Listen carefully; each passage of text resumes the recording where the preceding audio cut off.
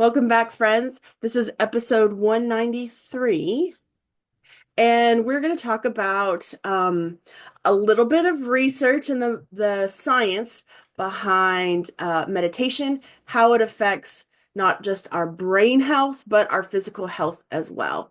There's a lot of really cool research out there on meditation and mindfulness, and some groups are like kind of trying to trademark some of that. There's been research out on like transcendental meditation from the 70s and how that it benefits things. But now we're seeing more and more kind of coming to the surface. And we know that, like practicing being still and being mindful affects our stress, right? Reduces our stress, and helps to overall like support our nervous system. But it's cool to see like that quantitative data. So, I wanted to share some of that with you. I wanted to start with, so I've talked about this before, when we talk about the primal brain, right? Like that amygdala, hippocampus, um, the what they call like the insula, that primal brain being sort of our mammalian brain, our animalistic brain. And when we look at stress, right, we see how their actual physical changes, like those cells actually grow in response to stress. Because when we experience stress, right, the demand of those biochemicals and the production of our cortisol hormone increases.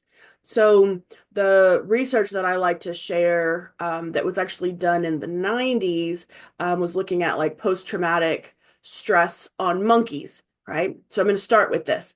So what they did is they took two groups of baby monkeys, and one group they was the control group, so they left them with mom.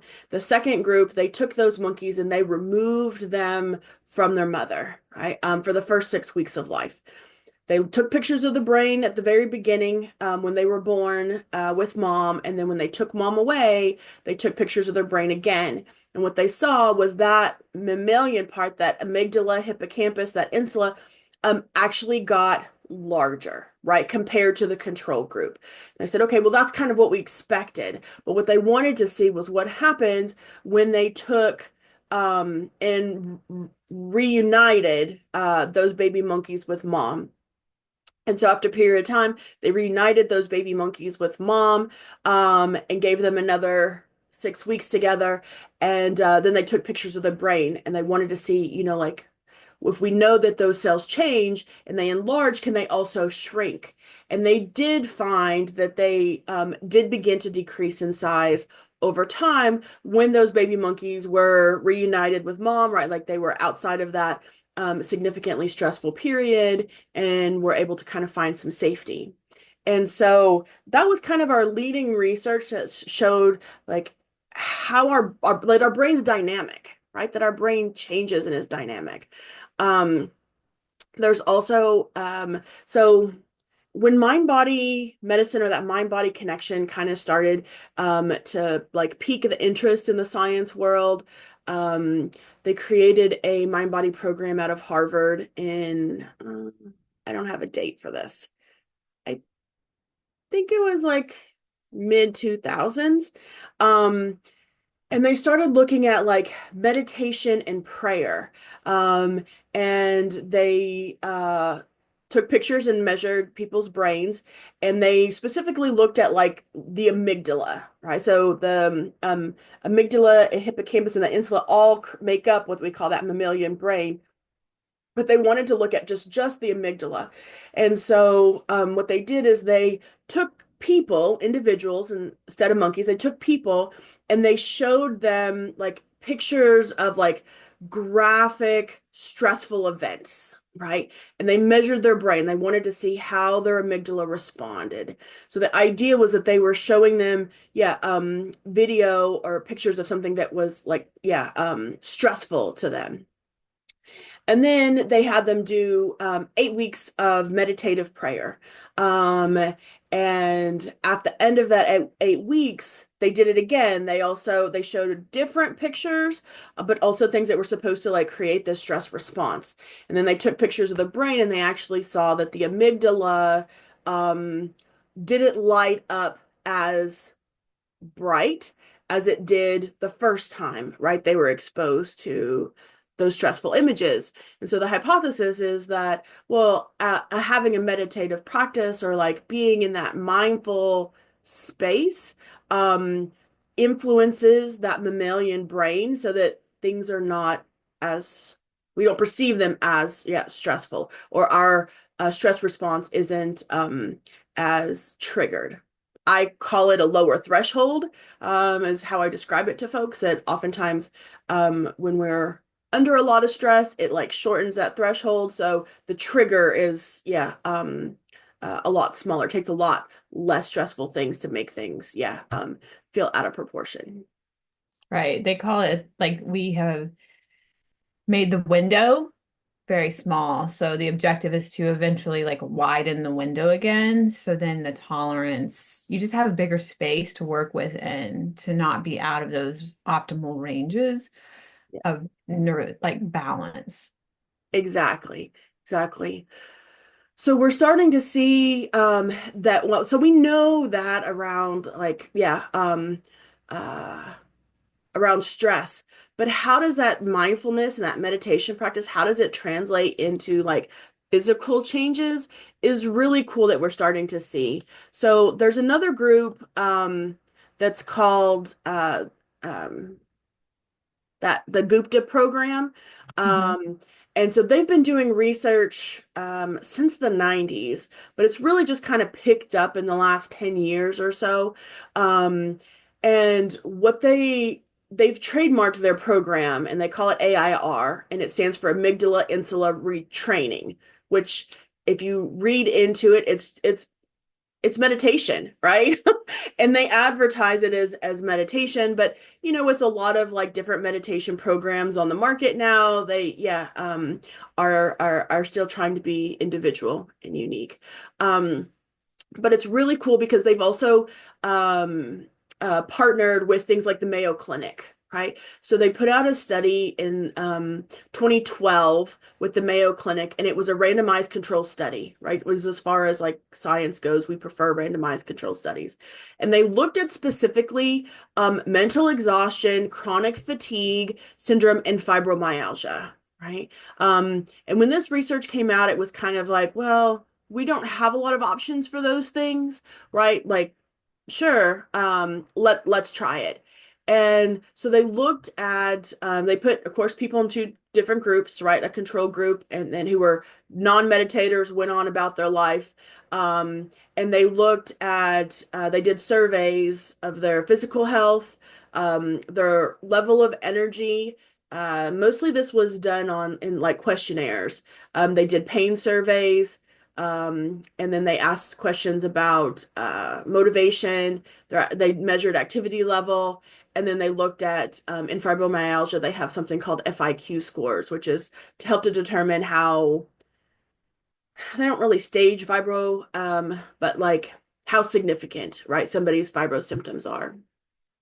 And because fibromyalgia is it's one of those diagnoses that's kind of a moving target, right? It's um, usually looks like fatigue, it looks like pain, it looks like um, uh, inflammation, right? And it's moving pain. It's not always in the same place, right? So that's why, yeah, they've put it on a scale to score it, I guess. Yeah. So what they did is they introduced this AIR training or meditation and breath work and this mindfulness for 12 weeks, right? I think that's also what's cool to note in these findings is it's like 12 weeks, it's like 8 weeks. It doesn't, it's not necessarily long periods of time. Um, and what they found is that after that 12 weeks, compared to the control group, They had significant changes in their physical health, like how they reported they felt. They had significant changes in their activity level. Now, the control group did have some changes in their activity level as well, just like by I think being aware that they were being followed. But their energy level significantly increased versus the control group didn't really change. Their pain scores decreased significantly. Their motivation, that's self-reported, increased very significantly versus the control group didn't really have a change. It was, yeah, pretty much about the same. And then those FIQ scores, those scores that we use to see, somebody's fibromyalgia symptoms, significantly improved. And so they were, I mean, yeah, at the time they were like, "Oh, this is really exciting." It kind of gave them momentum to like ask for funding and start exploring a little bit more. And since conventional medicine doesn't have a lot of options for fibro, they kind of took it another step further. Yeah. Um, so in 2020, they partnered with the University of Zaragoza, and did a randomized controlled trial around fibromyalgia. And this one was 8 weeks of this meditative practice and brain retraining, is what they call that. And they found more quantitative improvements, like a drop in 37% of those fibromyalgia FIQ scores, an increase of 47% in perceived health, um, a 46% reduction in pain and catastrophizing, that we often have, 41% reduction in depression, and 45% reduction in anxiety. Yeah. So these results were pretty significant in that these results were more significant and showed a higher change and increase in their perceived health versus uh, prescriptions, okay, or versus like the conventional standard of care. And so um, I think that this is really interesting because they thought, okay, well, if this works for fibro, right, like, can we apply meditation to other things? And so in 2023, they actually did look at long COVID and meditative practices. And they were mostly around long COVID looking at fatigue and energy, right? And they found that after 12 weeks of this brain retraining, they found a 4 times more effective at reducing fatigue.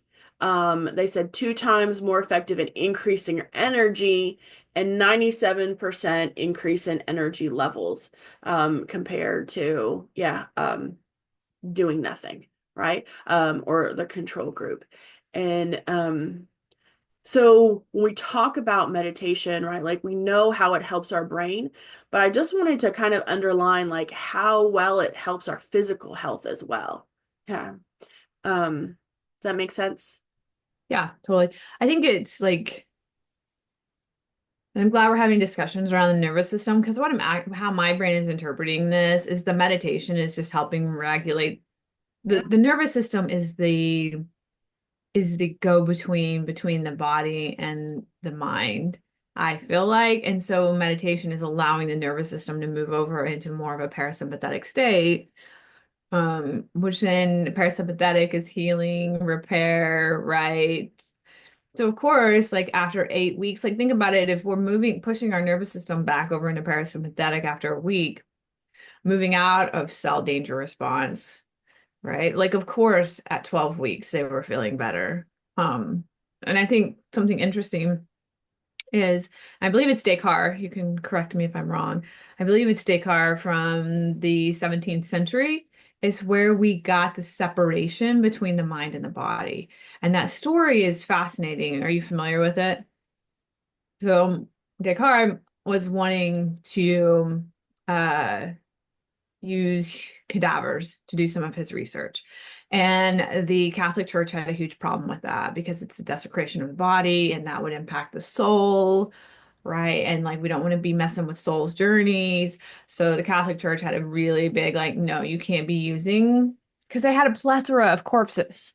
Yeah. Right. So like that was where the supply was.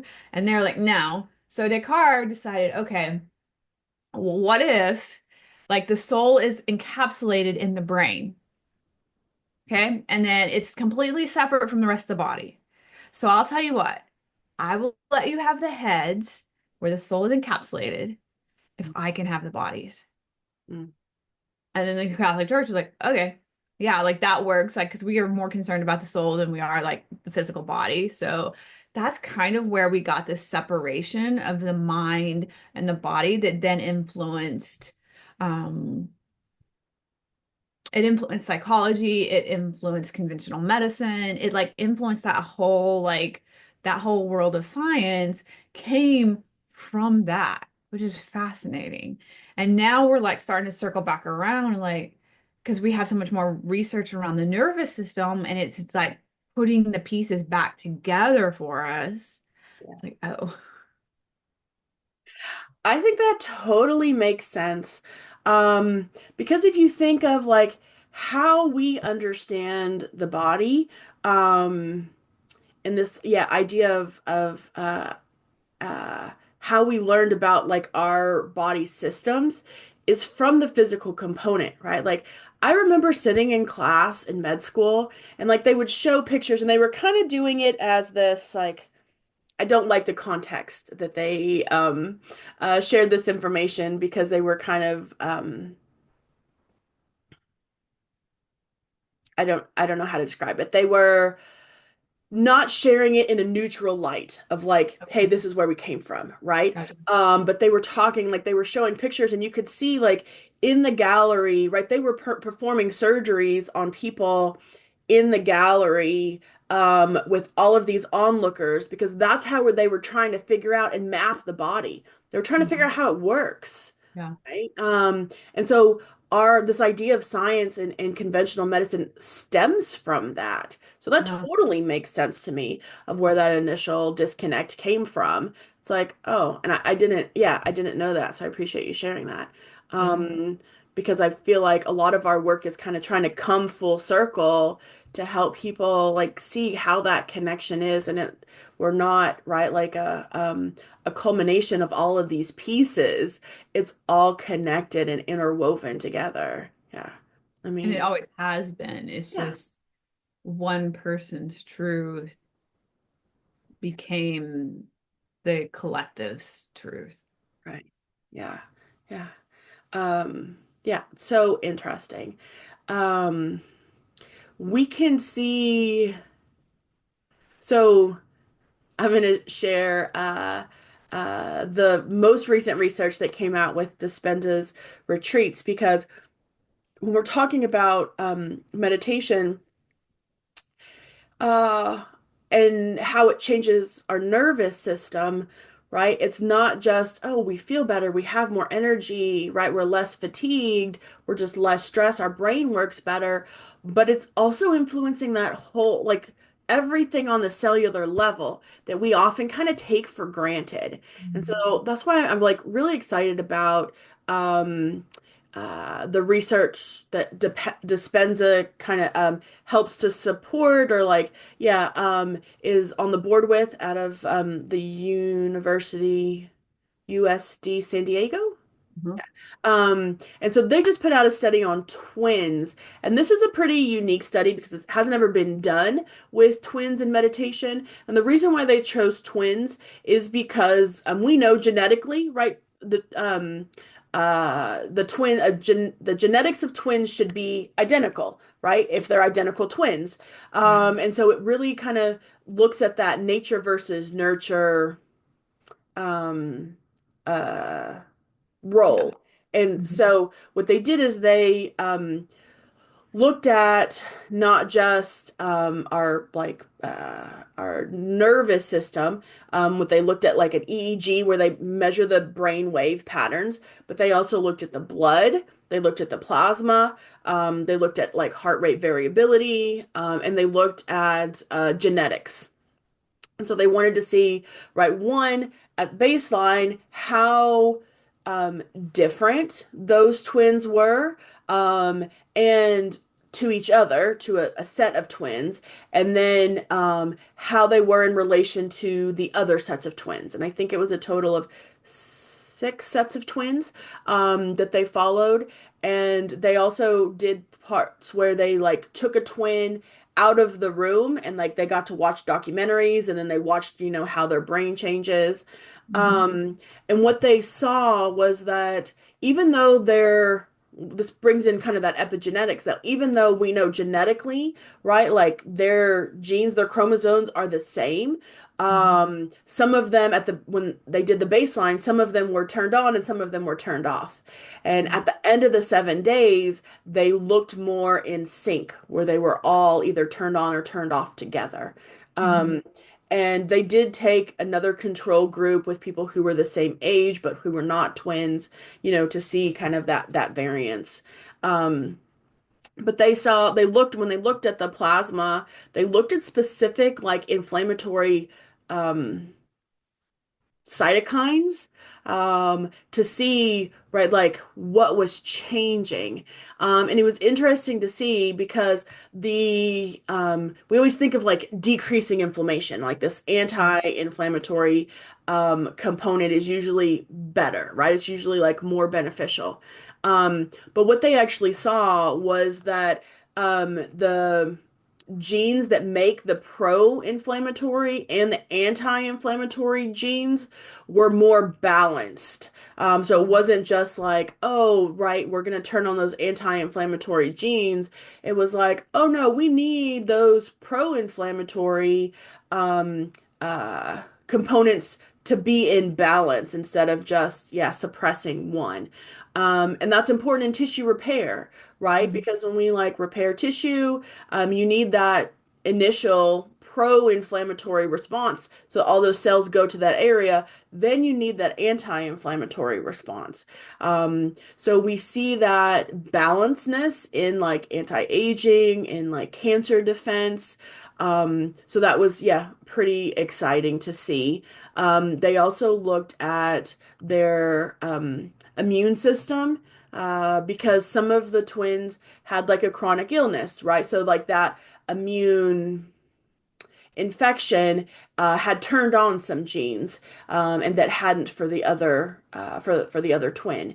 And so they found at the end of the 7 days they could also, yeah, regulate that, and that immune system was responding better to actually like getting rid of those infections, and were, yeah, responding appropriately.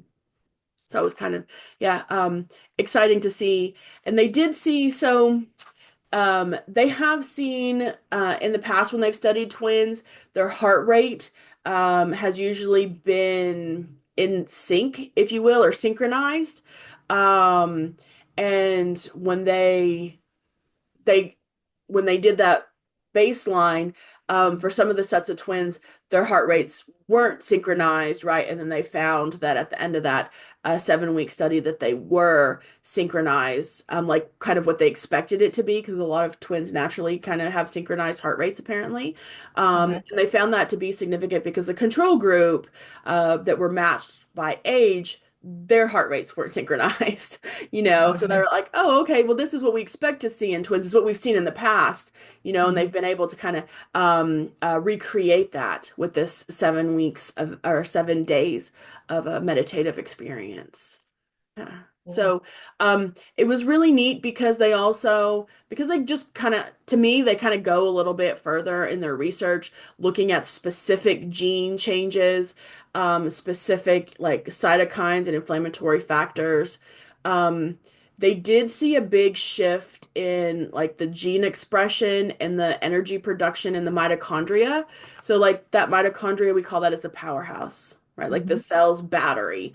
Um, And so they found at the beginning, from baseline, like day 3 out of the 7, there was an increase in that energy production, right? And then by day 7, there was a little bit of a decrease in that energy production. And what they found was that, or what they hypothesized, is that there's a shift in how our body uses fuel when we're in this like parasympathetic state for 7 days, right? That your body's just more efficient about using our fuel, and on the cellular level. But yeah, that translates into the whole body. Because like when we talk about, diets, and we talk about like putting our body in ketosis or burning carbs or burning fats, right? We look at that on a micro level, but when we see our body being in a parasympathetic state and that nervous system regulated for 7 days in a row, right?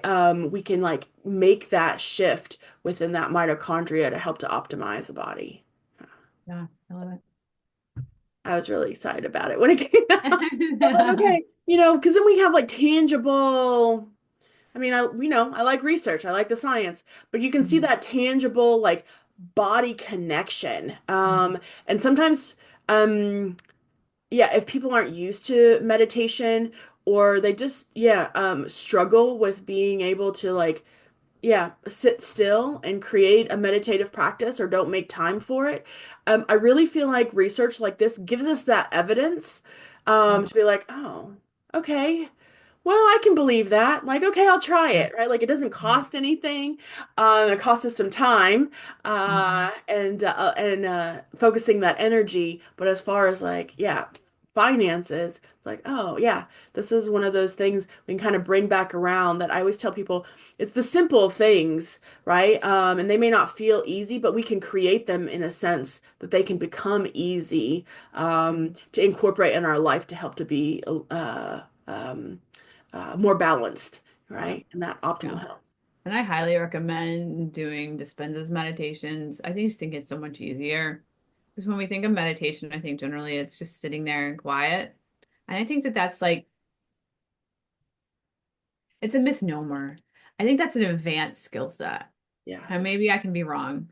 I think that advanced meditators are able to sit quietly and turn off their mind and, hit the objective meditation has. But I Yeah. think as beginners, like I think guided meditations are so much more helpful. I would have to agree. So, I don't even remember who I was listening to. Um, but because of our reticular activating system, right? And that constant, it's filtering out stimuli all of the time. Mhm. Um, Technically, we can't turn our brain off, right? This idea of meditation of like, oh, just turn your brain off, right? Like just think of nothing. Um, that can be a challenge, right? Like our brain naturally doesn't turn off even when we're sleeping, right? Like it's the one, well, it's not the one thing, but it's constantly on, right? And so that's is where creating or making time for guided meditative practice, right, retrains our brain, Yes. in order to like be in that parasympathetic state. So, yeah, I've always appreciated guided meditation, especially early on in my like trying to find that stillness and that quietness, because my brain will go a million miles a minute, right? Yeah. And when you have a guided meditation, it gives you something to focus on, right? It Yes. gives you something to like put your energy into. Yes. And so yeah, I would also encourage, yeah, for everybody though, right? Like for beginners, for even right, like savvy meditators, right? I mean, the world gets busy, we get busy. And so having that guided practice, I think, is really helpful. I think as people progress and become like uh I don't know, I'm gonna call them professional meditators, whatever that, whatever you Advanced. would call. Yeah. whatever you would call that, right? Is that I think sometimes when in the quietness, right, like that's what your brain recalls. It recalls that guided meditation that you have been listening to or that you're used to. You're just now creating that in your mind, Yeah. right? But it gives us a starting space. Yeah, for sure. Yeah. Thank you, Carmen. You're welcome. Thank you.